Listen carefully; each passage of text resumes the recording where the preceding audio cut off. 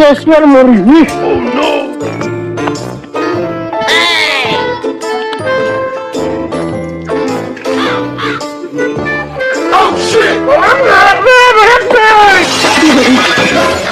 খালি রিকোয়েস্ট করো তোমরা, তোমার কাজ আমি তা দেখতেছি। সিগারেট এক প্যাকেটের মধ্যে একটা ধরাইছে, কোন 9টা রয়েছে। তারপরে ধরো আরেকটু ডিস্টার্বের দিকে যাওয়া যায় নাকি?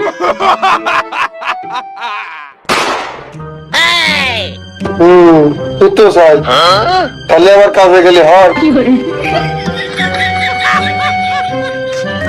কুরবান সাহেব, আমি শিওর।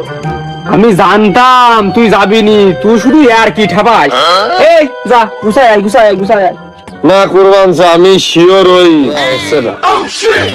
হ্যাঁ আবার কিছু কামাইলে? না ওই চাইলু দেখলাম একবারে কিনলাম, বেশ কয়টা রয়েছে, 5-6 দিন হয়ে যাবে না প্যাকেটে বিড়ি পুরা। আবার দেখলাম বড় ওই মুরগিতে সকালবেলাতে আতা বাতা ভেঙে ওই যখন কে বেড়াচ্ছে, ওই 4-5টা ডিম হয়েছে। এমনি চলে যাবে না, ডিম বেচলেও 40-50 টাকা আমার পকেট খরচ হয়ে যায়।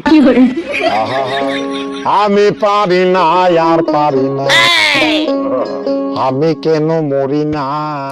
ও শালা, ওই ডিম কয়টা ফুরোয় গেলি, মুরগিটা বেঁচে দিছে নে, আর কয়দিনও যাবে নে। না করবাম যা, আসলে তুমি বুঝতে পারনি, বউটা একটু সময় টুমা দিতে হয় না। নতুন বউ আমার, তুমি আমার সময় দিচ্ছ না। কয়েকদিন বিয়ে করি, 2 বছর এখন হয়নি। এ শালা, তুই যে পলিয়ে বিয়ে করে বাইরেই বউ নিয়ে 7 মাস থাকলি, তারপরেও তোর বউ সময় দেওয়া হয়নি। খালি কি 7 মাসে সময় দিতে হয় নতুন বউ করে? আর কোনো সময় দিতে হয় না, আর কোনো সময় তারা চায় না।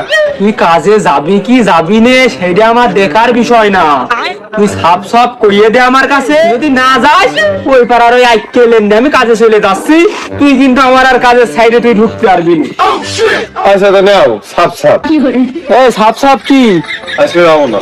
এ যাইরু, এ তুই যাবি নে তাই এত বেলা আমার এনে দাঁড়ান করিয়ে সময় নষ্ট করা লিখে? হ্যাঁ তো তুমি আমার 7 সকালে ঘুম ভাঙাই লেগে, আমি তোমার ডাকিস নাকি? তুমি আমার বাড়ি আইসে নিয়ে আমার ডেকেছো। কাজে তুই আর যাস নি, তোর তো পকেট খরচ আছে, কিন্তু ওই মশিয়ারের কাল কিন্তু কিস্তি, ও কিন্তু আইসে টাকা হৌলাদ চাবে রে, সেই হৌলাদ দিবি না কি রয়েছে? হয় মশার তো কিস্তির ওটা আসলে খালি হওলাত চাই, যে কোনো কাজটাই নিয়েই ছাড়বেন তো। খালি বোঝে তোর জন্য যদি ওর কাজ কামই যায় তাহলে হৌলাদ, তার উপরে আরো হৌলাদ, হৌলাদে টাকা দিয়ে না মানে